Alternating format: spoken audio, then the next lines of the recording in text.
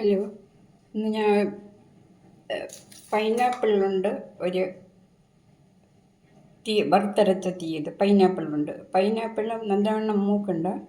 അര പതിവായ പൈനാപ്പിൾ, കുറച്ച് കൊച്ചുള്ളി, ഇത്രയാണ്.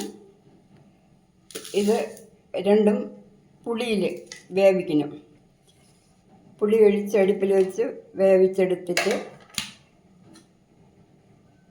ഇത് വറുത്തരയ്ക്കണം. തേങ്ങ, ജീരകം, മുളക് പൊടി, മല്ലിപ്പൊടി, കുറച്ചരി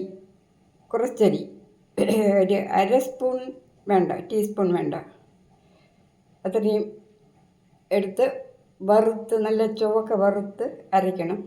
അരച്ചെടുത്ത് അത് ഞാൻ കാണിച്ചു തരാം.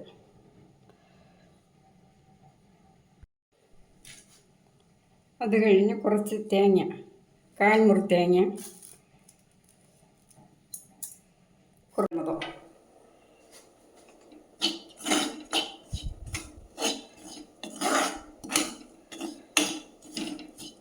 ഇനി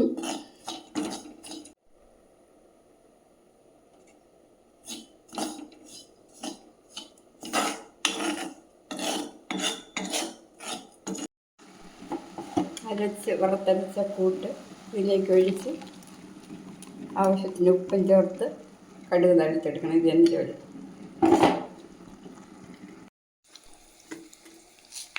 പിന്നെ വറ്റൽമുളക്, ജീരകം, കടുക് ചേർത്ത്